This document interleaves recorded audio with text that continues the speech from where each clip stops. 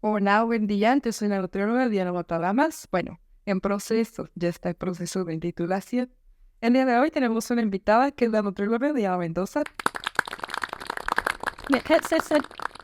Pero muy bien, Diana. Muchas gracias por aceptar esta invitación y acompañarnos el día de hoy. Realizaremos una entrevista acerca de un tema bastante importante, que son los trastornos de la conducta alimentaria. En este caso, comenzaremos con una pregunta, el cual te dará introducción, ¿sale? ¿Podrías contarnos un poquito acerca de ti? Bueno, yo soy la nutrióloga Diana, también en proceso de titulación, ya estamos esperando nada más los trámites. Estudiamos en la URSA, en la Universidad Regional del Sureste, en Oaxaca, y ya terminamos nuestro servicio social. Yo hice mi servicio social en el Instituto Nacional de Ciencias Médicas y Nutrición Salvador Subirán, un nombre un poquito extenso. Claro. Y me fui específicamente al departamento o a la clínica de obesidad y trastornos de conducta alimentaria. Perfecto, muchísimas gracias también por aceptar esta invitación. En este caso, justamente por esa razón, te hemos invitado a este podcast. Ahora, ¿qué te motivó a especializarte o a elegir esa clínica en esa especialidad?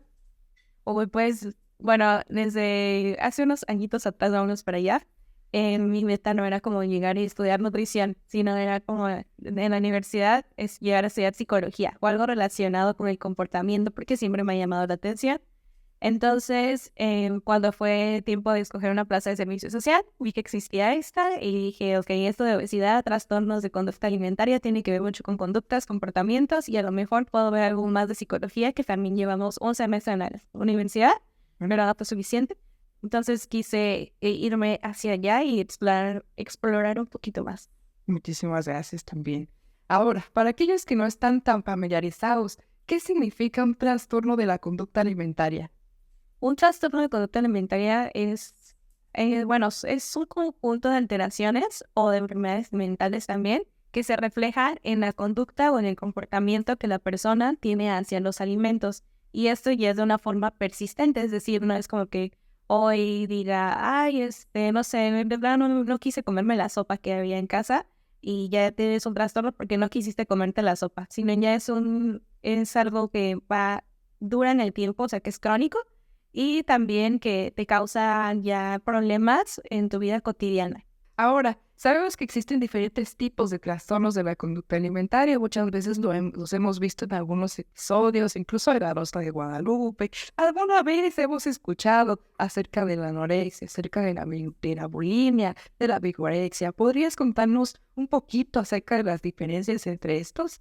Sí, claro, como ahí comentas, son de los más comunes, lo que es anorexia, bulimias, vigorexia, ¿no? Y todos, pues tienen algo que ver con los alimentos, ¿no? Por eso estamos acá. En la anorexia es un tipo de trastorno de conducta alimentaria que nosotros, si nos acordamos de los años 2000, veíamos estas modelos súper delgadas que no comían y ese tipo como de referencias, ¿no? Bulimia, igual teníamos la referencia que es esta persona que comía y vomitaba lo que comía. Vigorexia tiene que ver más con un ideal de perfección del cuerpo en el cual la persona pues siempre quiere verse como más musculosa o quiere tener un estándar de belleza como muy particular. Y también tenemos otro que es el trastorno por atracón, que es uno muy común que veíamos donde yo estaba haciendo mi servicio social.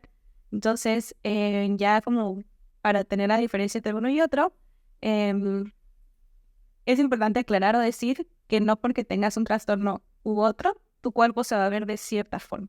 Puedes tener anorexia y tener un peso normal, incluso un peso más alto del normal, o puedes tener bulimia y tener un cuerpo igual no se tiene por qué reflejar en tu cuerpo. O sea, como decíamos, son enfermedades mentales y se pueden ver de muchas maneras.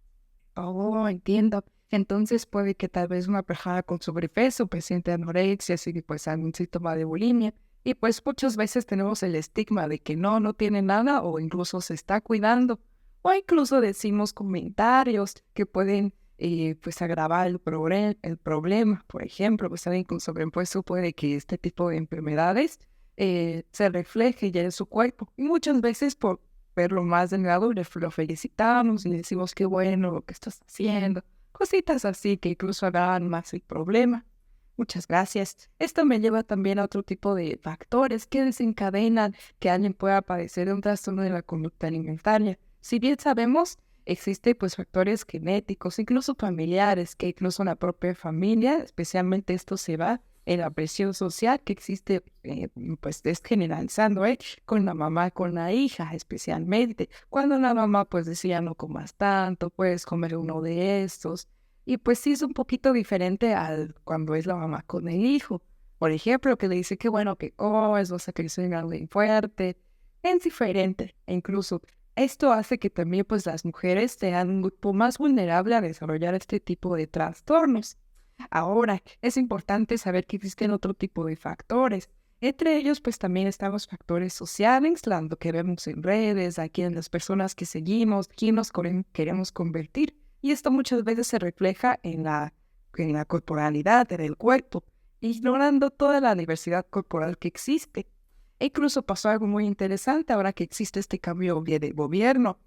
¿Por qué? Porque justamente en la imagen que utilizaba el gobierno, pues es una mujer que sostiene la bandera. Sin embargo, muchos decían que estaba muy feo, que era un emblema bastante, que ellos lo podían mejorar. Así que mandaron sus mejoras. Ya sabes que en internet pues todo se ve. Y al ver sus mejoras, claramente notamos que esta persona se ve mucho más delgada, mucho más esbelta. Pues justamente, ¿por qué? Porque para ser mejor o para hacer una mejor imagen tienes que estar delgada o esbelta si eres mujer. En este caso, pues el autor de este nuevo diseño, bueno, de este diseño propuesta, porque no quedó ese, mencionaba que no lo hizo a propósito.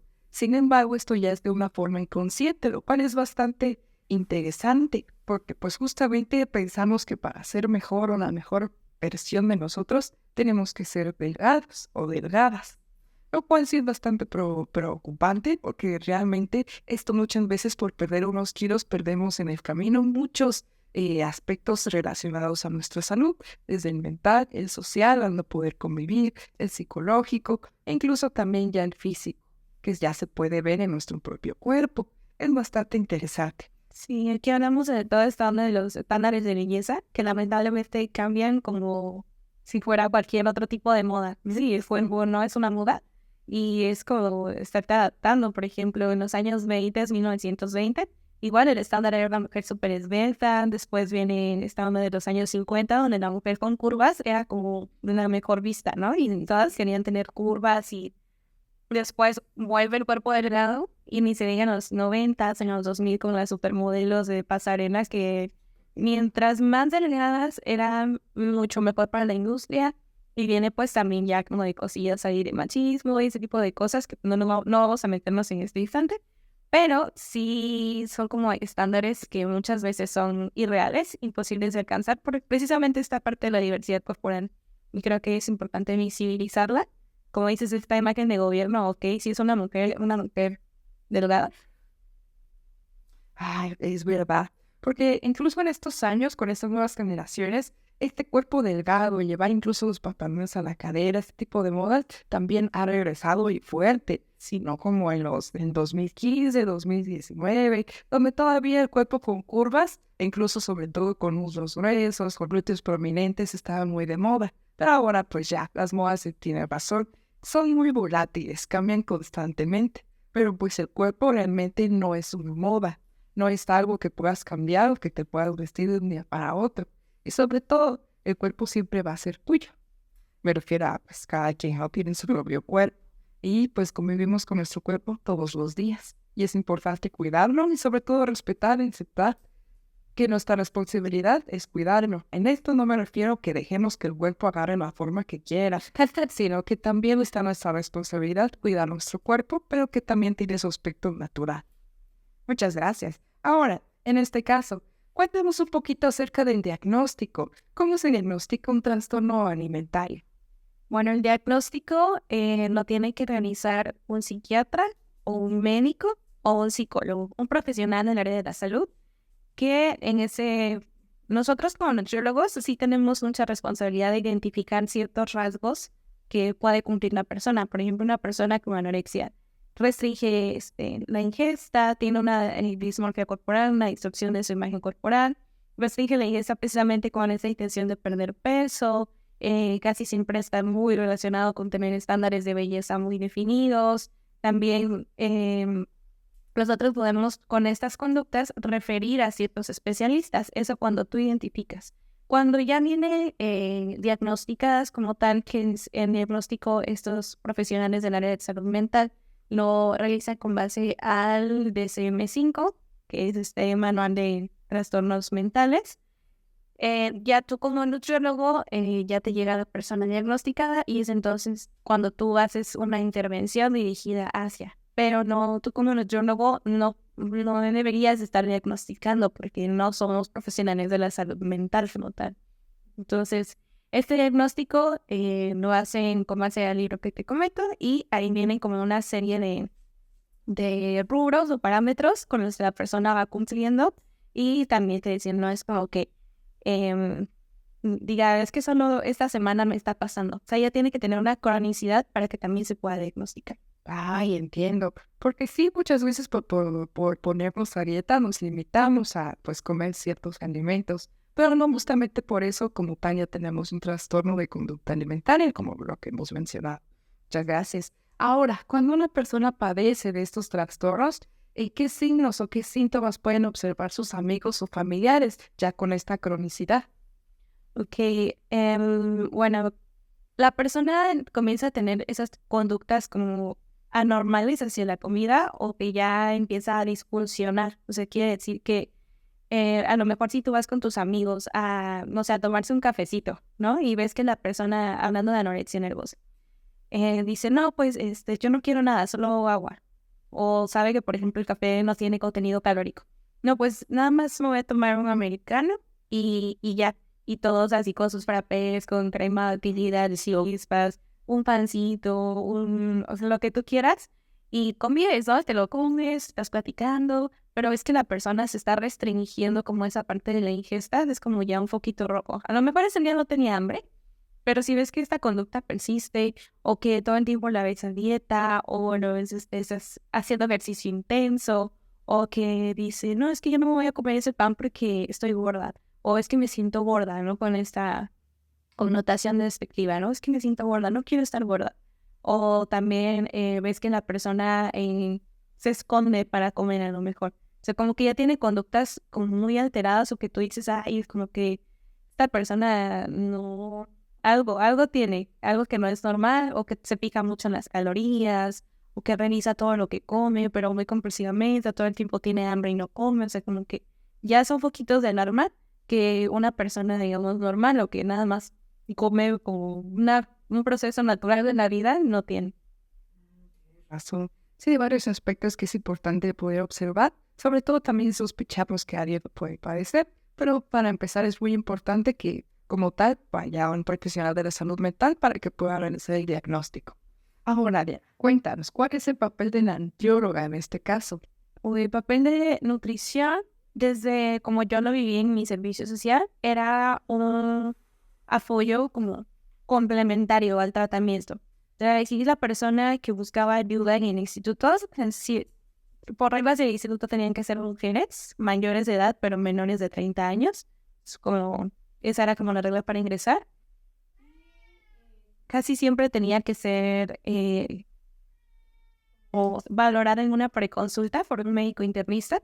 Había un programa para las chicas. Este programa eran 14 visitas. Cada 15 días iba la chica a consulta y pasaba con grandes especialistas. Entonces, algunas veces la veía el médico internista, el psiquiatra, el meteorólogo y la psicóloga. Pero no siempre pasaba con nutrición. Con nutrición pasaba hasta la cuarta visita, ya que tenía como un tratamiento integral. Es decir, que ya te estaba a lo mejor con psicofármacos o con fármacos para tratamiento de algunas enfermedades como asociadas que ya traía la paciente, ¿no? Y también el apoyo psicológico no era siempre, pero en nutrición aquí entraba como un apoyo. Solamente entraban a la visita 4, 8 y 11. Entonces, de esas 14 visitas, nutrición solamente intervenía en 3. O sea, no se le daba como tal a la paciente un plan de alimentación, sino que se hacían otro tipo de intervenciones, como terapias de exposición, o a lo mejor restablecer un patrón de de alimentación. O sea, ni siquiera de establecer un patrón de alimentación saludable, sino primero de establecer un patrón de alimentación y ya después como irse enfocando en el tratamiento que llevaba la paciente para saber hacia dónde se iba a dirigir nutrición. Entonces la intervención no siempre era como la dieta, ¿no? A lo mejor, porque esas chicas casi siempre sabían más de nutrición que el nutriólogo, y no digo de nutrición de la manera, es como, la aprendemos 4 años, sino según ellas con el contenido de calorías, con qué le hace un carbohidrato a mi cuerpo, o sea, con eso, pero alterado. Ay, es verdad, ¿no? Porque muchas veces queremos investigar nuestra alimentación y pues incluso está muy famoso de, pues soy mexicano, no quiero bajar de peso, fácil, quito el refresco, el pan en la paella.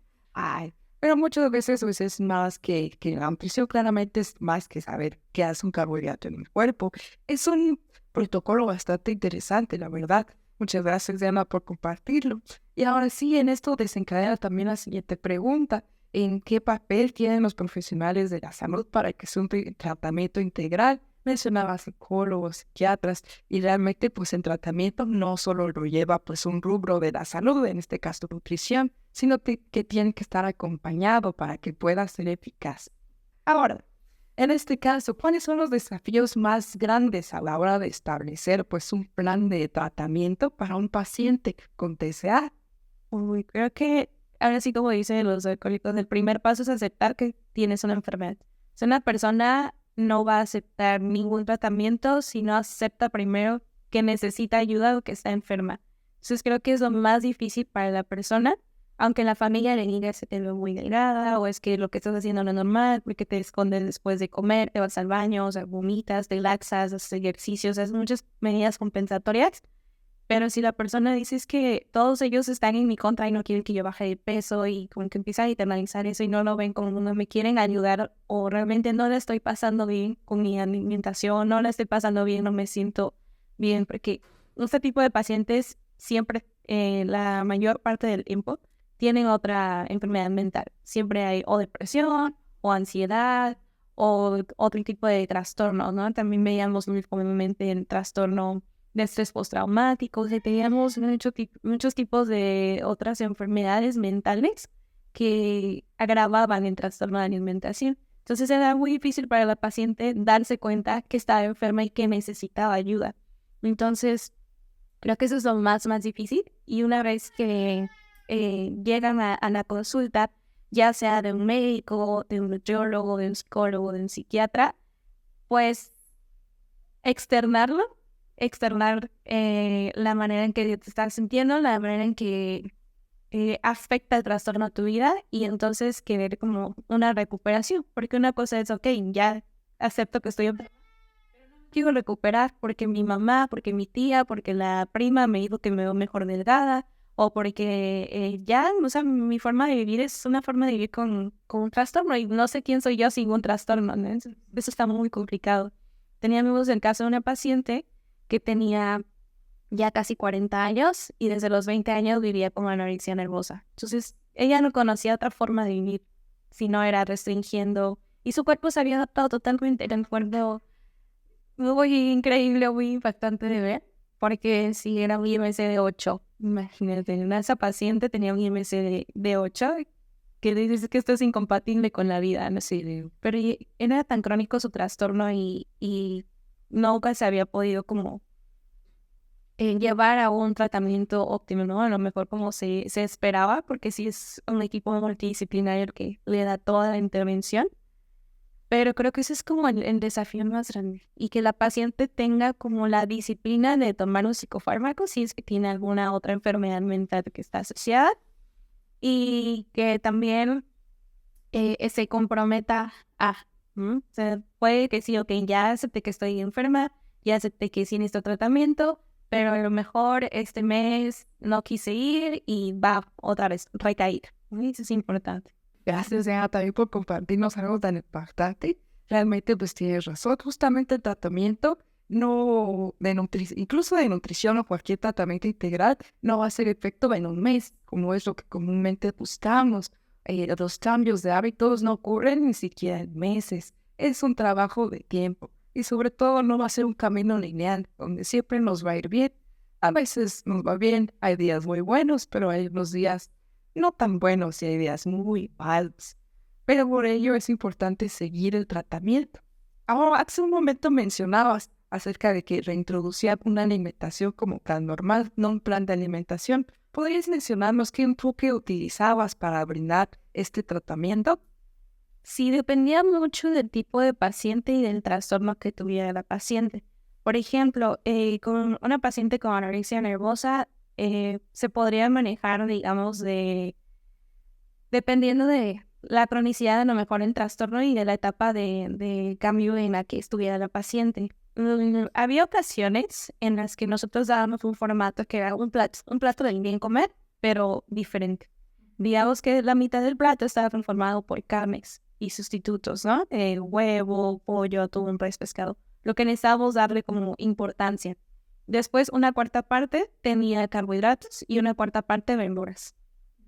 Y contrario a lo que hacíamos con obesidad, la mitad del plato eran verduras, la cuarta parte carnes y carbohidratos.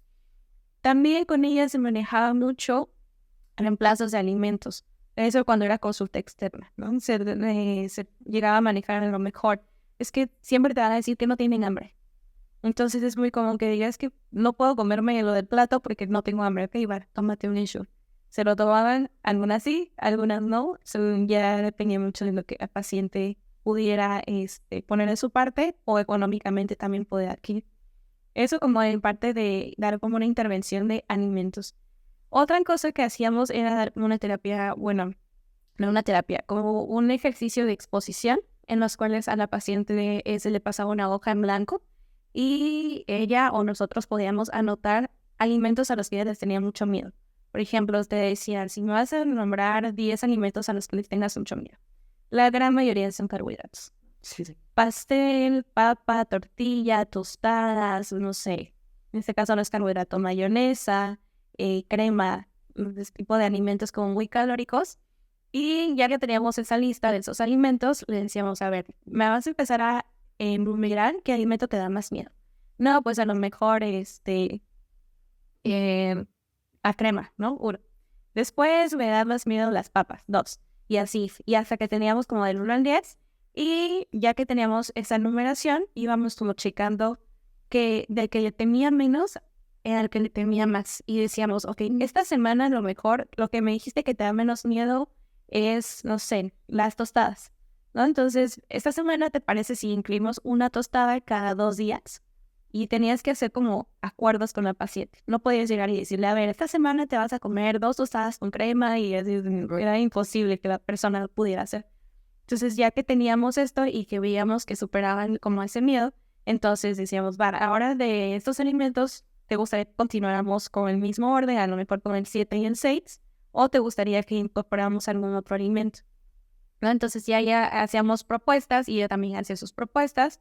O decir, no sé, que la persona solamente comiera gelatina todo el tiempo, ¿no? Entonces, ¿te parece si ahora esa gelatina le agregamos fruta picada y así vamos como incorporando calorías extras? Pero siempre era como mucho negociar con la paciente. Si a lo mejor solo comía una vez al día, ¿te parece si hacemos 2 comidas? No. Bueno, entonces, ¿te parece si en esa comida agregamos tal cosa o así? Estás hablando como de anorexia.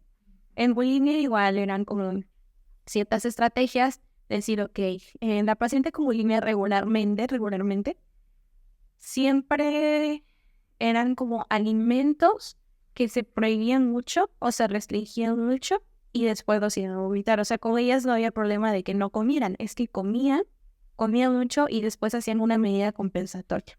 Había una paciente que comía, cuando se daba como estos atracones y después vomitaba, comía chetos, tomaba Coca-Cola y comía tacos de algún guisado y le ponía papas encima. Entonces se daba como todo este atracón y inmediatamente iba a vomitar. Entonces le decíamos, ok, a lo mejor comes esto, ¿te parece si podemos cambiar por algo un poquito más ligero? O se le daban como muchas propuestas. Era mucho de proponer con la paciente, de negociar y no de llegar y decir, a ver, vas a hacer este plan 5 comidas al día, 2 colaciones, o sea, no. Entonces se trabajaba muy individualizado, muy individualizado dependiendo. Y el trastorno por atracón, que era que veíamos mucho pacientes, la mayoría eran pacientes con obesidad. la mayoría tenían trastorno por atracón. Y aquí se manejaba mucho ok, para que no tengas como estos episodios de atracón, pues no vamos a restringirte ese alimento, pero vamos a ver cómo lo incorporamos o cómo lo distribuimos a lo largo del día o de la semana. Entonces sí eran como estrategias muy, muy diferentes para todos. O sea, no es como una misma estrategia para un mismo tipo de pacientes, sino dependiendo de la vía que llevara él o la paciente, días o había series tejidos que nutricionalmente no se le daba ninguna intervención, ninguna, porque la paciente venía en crisis o estaba en otra etapa de trastorno en la cual no estaba dispuesta a hacer ningún tipo de cambio. Entonces llegaba a la consulta, te le decían, no, pues ¿cómo te has sentido? Esto, aquello. Emocionalmente, mal. Mal, que muchos llevaban tratamiento complementario en el Instituto Nacional de Psiquiatría. Entonces decían, no, es que parece que me van a internar en psiquiatría y esto. Ok, y respecto a tu alimentación, no, es que no estoy dispuesta ahorita o no quiero, o entre otras palabras. Y tú como nutriólogo, pues, por más que intentes negociar, si la paciente no está de acuerdo, no está dispuesta, no puedes hacer mucho. Y no hay nada que hacer en este caso, en los pacientes que realmente no quieren. Ay, sí es una situación complicada. Mucho. Pero ahora sí, en ese aspecto también de la negociación, respecto a las recaídas, igualmente se utilizaba la negociación o como o ellas deseaban continuar, ellas regresaban, a veces sus familiares pues las obligaban a ir. ¿Qué tipo de situaciones pudiste notar? Ay, es que viene recaídas a recaídas.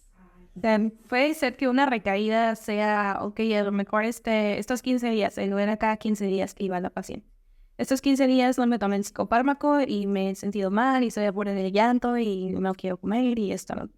Y había otro tipo de recaídas. Teníamos una paciente en concreto que la tuvieron que hospitalizar. Diana, ¿existen algunas medidas que se pueden utilizar para prevenir los trastornos de la conducta alimentaria? Sí, yo creo que sí. Y creo que lo más importante es primero empezar por nosotros mismos, por informarnos y por quitarnos todo este estigma que tenemos hacia los cuerpos, hacia las personas y hacia cómo los juzgamos por cómo se ven. Y ya que nosotros trabajamos como esa parte en nosotros, es muy importante pasarlo a nuevas generaciones, ¿no? A las nuevas generaciones y decirle, tu compañerito, no porque está gordito quiere decir que está mal. O decirle, sí, señálalo porque está gordito y ríete de él, o eso es malo. O a lo mejor tu compañerita que la vez que come mucho está mal y se ve mal y... O sea, no, de nada de estar señalando a las personas. Y eso creo que las nuevas generaciones lo aprenden muy bien.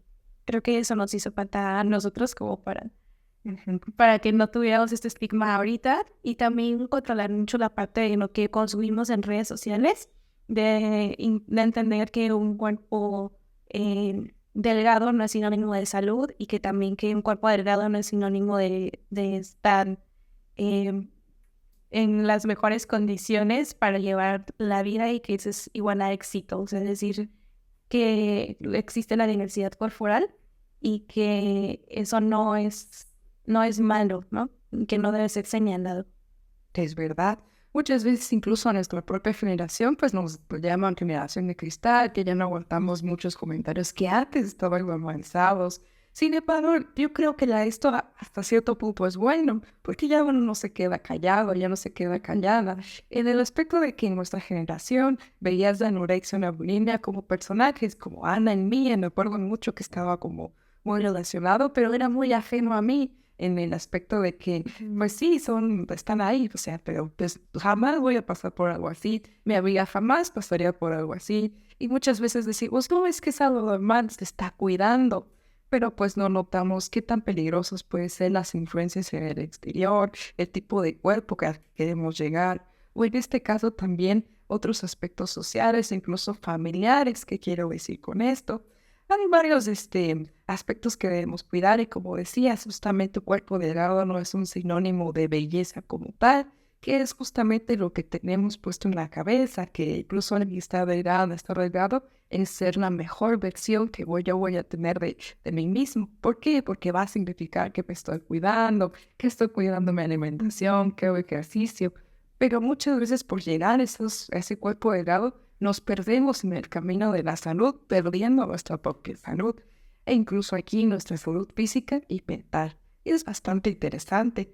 Gracias, Diana. Ahora sí, ¿podrías darnos algún consejo en este caso a los familiares o amigos que conocemos a alguien o que queremos ayudar a alguien que padece este tipo de trastornos? Sí, si ya identificaste que hay un familiar, un amigo, alguien cercano que tiene estos comportamientos como anormales con la comida, creo que es muy importante tener un tacto al hablar, o sea, al hablarlo y decirle, me preocupa tu salud, ¿de qué forma te puedo ayudar?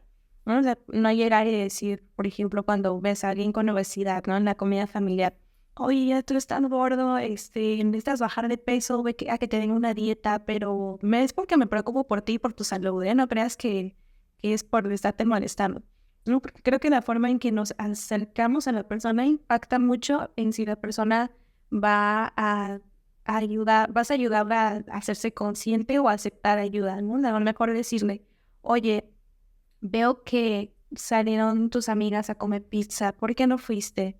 Oye, te veo más triste, veo que ya no disfrutan las actividades como antes. Oye, ¿por qué cuando estamos comiendo todos te pasa algo? O sea, ¿qué sientes?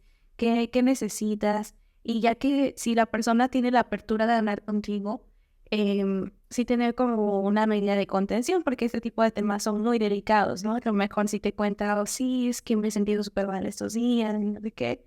Ok, dime de qué forma te puedo ayudar. O sea, saber que también la ayuda psicológica es pieza clave primordial muy importante. Entonces decirle, oye, a lo mejor te parece si vas con un psicólogo, con una psicóloga, que te ayude, ¿no? Que te den la apertura en la que tú puedas platicarle mejor de esto. Esa persona es una profesional, te puede ayudar mejor que yo a orientarte, ¿no? O decirle, ok, ¿de qué forma yo puedo ayudarte, ¿no? Porque nosotros a veces tenemos una idea de, no sé, como nutriólogas, ¿no? Decir, veo que la persona con anorexia, pues no sé, tiene un bajo peso y yo le quiero dar una dieta para que salga del bajo peso y esté bien.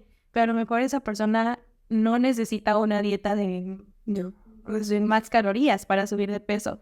Lo que esa persona necesita es un acompañamiento, alguien que le escuche, alguien que le diga, ok, si te comes una rebanada más de pan, no te va a pasar nada, todo va a estar bien. Entonces, como familiares, también preguntar de qué forma podemos intervenir y no creer que nosotros tenemos la mejor intervención para la persona y hablarle desde esta empatía, porque también entender que el trastorno no es su culpa, la persona no elige tener un trastorno y no es bonito vivir con un trastorno, ¿no? Entonces, sí, desde la empatía, desde la humanidad y acercarte con mucho tacto, preguntar de qué forma. Y entonces, si la persona acepta esa ayuda, estará como acompañando, ¿no? Pero es desde un acompañamiento, tampoco desde con mis papás a lo mejor. Es que desarrolló trastorno por mí o sea, en como buscar culpables, creo que tampoco es como la solución. Y es verdad, muchas veces esto se puede relacionar al aspecto familiar, sobre todo también los papás queriendo darnos pues lo mejor que pueden ofrecernos, el camino se puede perder. Ahora mencionamos también algo muy importante, sobre todo refiriéndose a la recuperación. En este caso, ¿existe una recuperación completa de un trastorno de conducta alimentaria? No hay una cura para los trastornos de conducta alimentaria, sin embargo, sí hay una remisión, que quiere decir es como un stand-by en el cual las conductas podemos controlarlas, podemos cambiarlas, manejarlas y vivir mucho tiempo sin ese trastorno. Sin embargo, con toda esta serie de factores psicológicos, sociales, mentales, puede haber recaídas o puede que el trastorno vuelva a aparecer en la vida de la persona.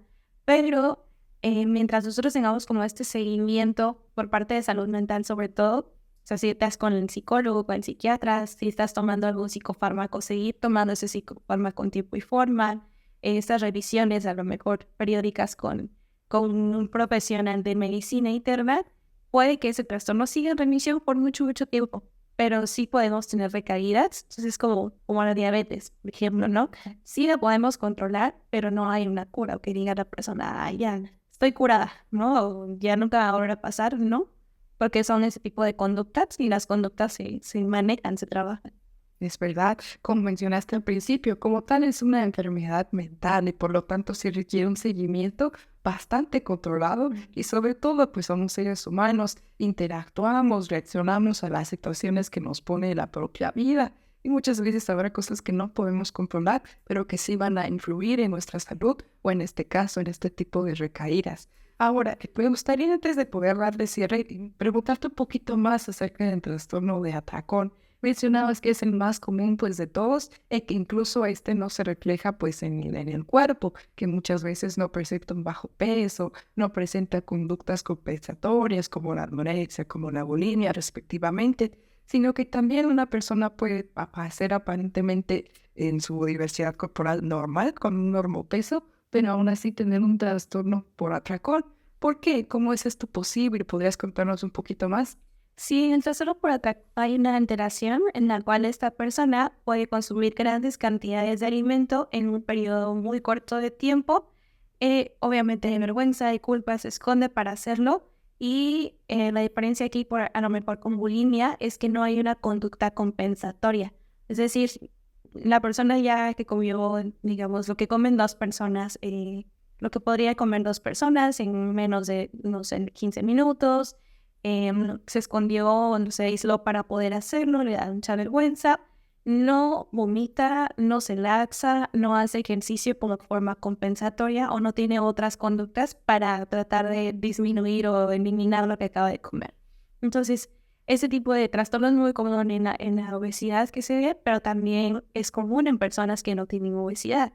Y aquí es muy importante que lo podamos como definir muy bien, porque nos pasaba mucho que en la consulta de pacientes con anorexia nervosa regularmente suelen consumir cantidades de alimento muy pequeñas. Entonces le preguntábamos, ¿has tenido atracones en estos últimos 15 días, por ejemplo, no? Y te decían, sí, me di varios atracones. Bueno, ¿qué comiste? No, es que me comí un plato de cereal con leche. ¿Qué cantidad de cereal? Bueno, fue como así. Ah, ok. ¿Sentiste que perdías el control? Sí, sentí que perdí el control. Ok, bueno. ¿Y te sentiste mal? Sí, me sentí mal. Ok, ¿cuánto tiempo te lo comiste? No, pues como en 10 minutos. Ok, entonces es importante definir, o sea, que sea unas grandes cantidades de alimento por un periodo corto de tiempo y definir como muy bien qué tipo de pacientes te podrían estar como reportando a lo mejor una subestimación o una sobreestimación de lo que está consumiendo. O sea, como que tener un ojo crítico bastante desarrollado, porque eso no es un atracón. Para ella fue un atracón porque ella solo se comió una cucharada de cereal, pero ella ese día se comió un plato y para ella dice, ay, es que comí mucho, pero realmente no era mucho. Entonces sí, es como que ahí tener muy bien los criterios. Bien establecidos, sí, porque es verdad, justamente el paciente lo que nos va a contar, incluso a nosotras como profesionales, como nutriólogas, siempre será una versión subjetiva de su propia percepción. Sobre todo conozco una paciente muy cercana, que incluso es una paciente pequeña, es una pues infante. Bueno, pues en sí pues es menor de edad, claramente, sí, a cuidado de sus padres. Pero en este caso aquí había un factor muy importante, sobre todo una influencia que tenía la mamá en su alimentación. Sabemos que nuestros padres quieren lo mejor para nosotros, pues esta paciente tenía sobrepeso. Su mamá estaba en un normal peso, saludable, normal, pero estaba muy preocupada por su hija y empezó a restringir ciertos alimentos hasta el punto de que estaban prohibidos en casa. ¿Qué ocasionó este tipo de conductas? En este caso, pues ya su otra fuente cercana de confianza, que es el padre, él nos contaba que justamente pues su hija se escondía de su mamá para poder comerse al menos unos cacahuates, porque otra cosa que hubiera en la casa o a la que ella tuviera acceso no había.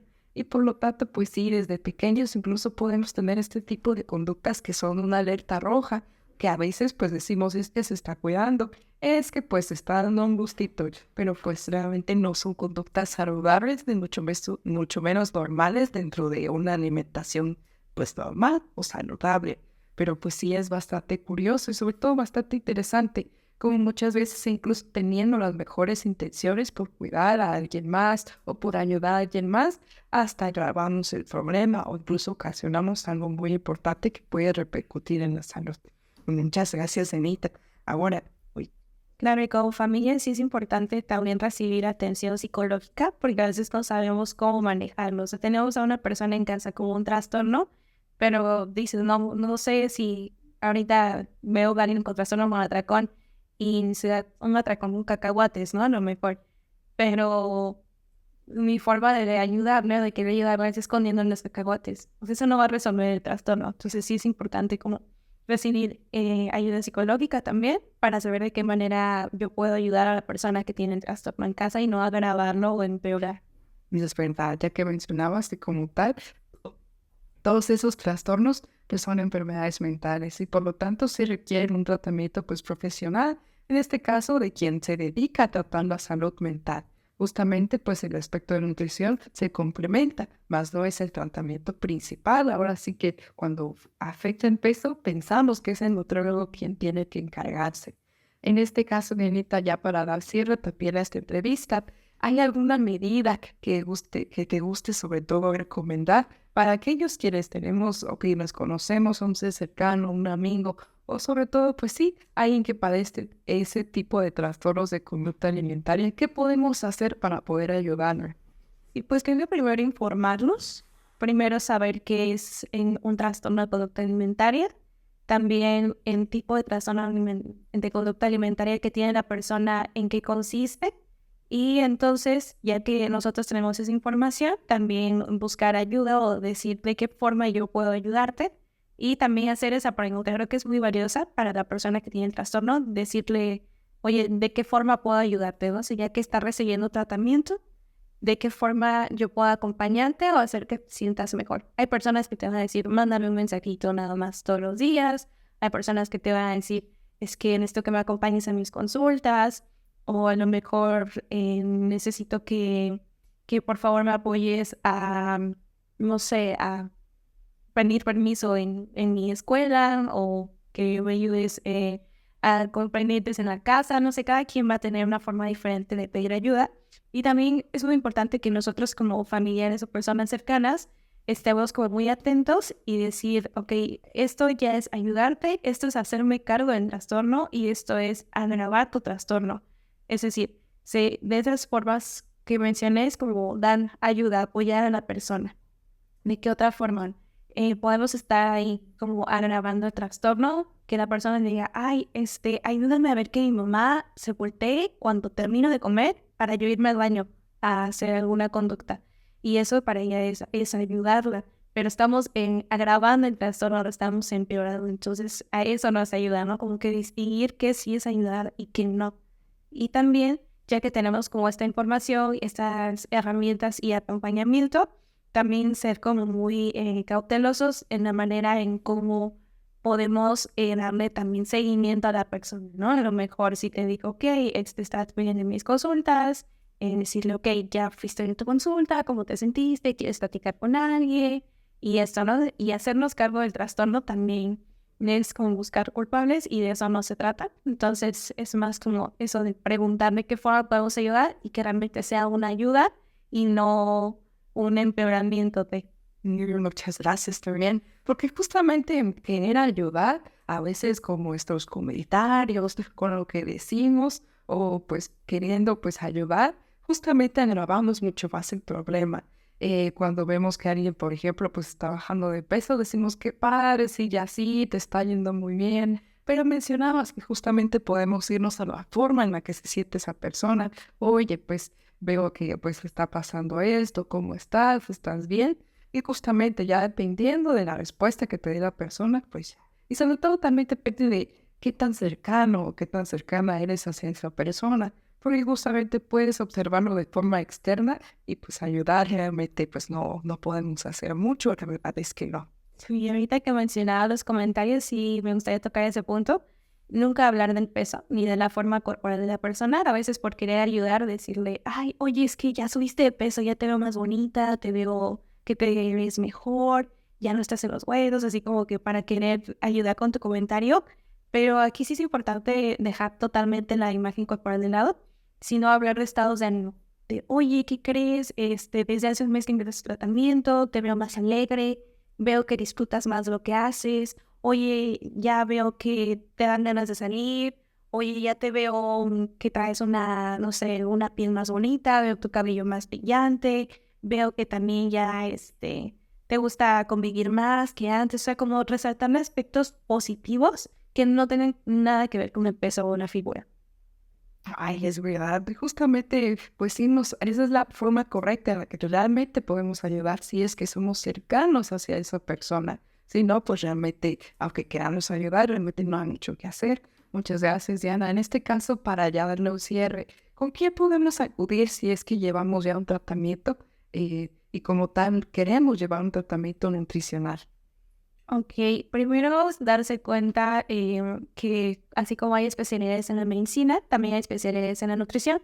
Entonces, no ir como con el nutriólogo que es todólogo, yo creo que es como el primer, como la primera banderita roja Ajá. de decir el nutriólogo que atiende diabetes, obesidad, hipertensión, embarazo, nutrición y o sea, como que es lo primero que tú Todos.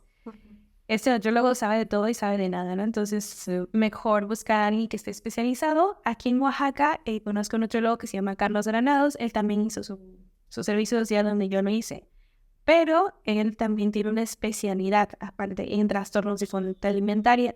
Entonces, sí buscar que la persona que te vaya a atender en cuanto a nutrición tenga una especialidad o conocimiento de, porque así como hay nutriólogos muy buenos en esto, también hay nutriólogos que te van a dar una dieta, decir, ok, pues para que ya no te des atracones, te vas a comer 3 veces al día, tus 2 colaciones, o para que comas más, de las 2 veces que te comes al día, vas a hacer 3 colaciones y 3 comidas principales y, o sea, así como hay nutriólogos muy buenos, hay nutriólogos que también no te van a dar el tratamiento que necesitas.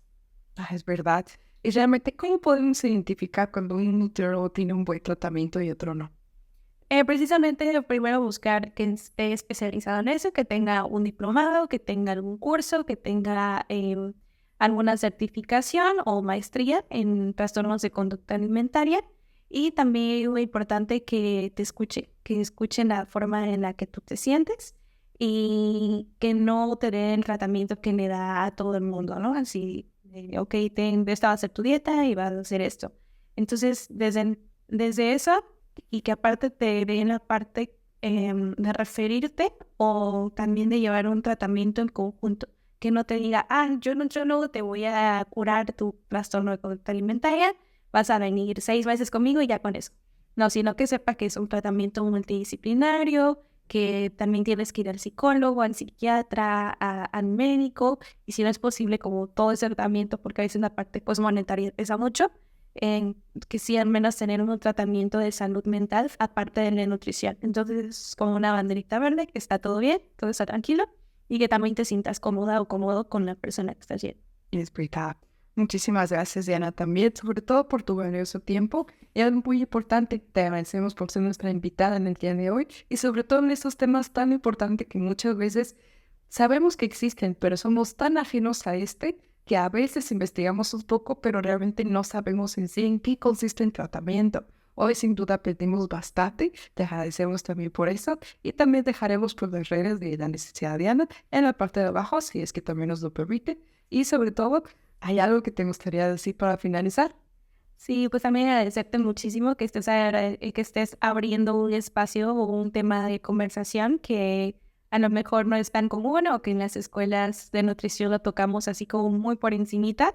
Entonces, en abrir el espacio, la plática hacia personas que no conocen de esto. Si yo hace un año que apenas iba a entrar al servicio social, pues no conocía este tema, no conocía como así lo que todos decían. Y ahorita que lo veo y tengo una perspectiva diferente, el compartirla con personas que tampoco tienen idea, creo que es muy bueno, tanto para profesionales como para familiares o personas que crean o sospechen que tengan un trastorno de conducta alimentaria.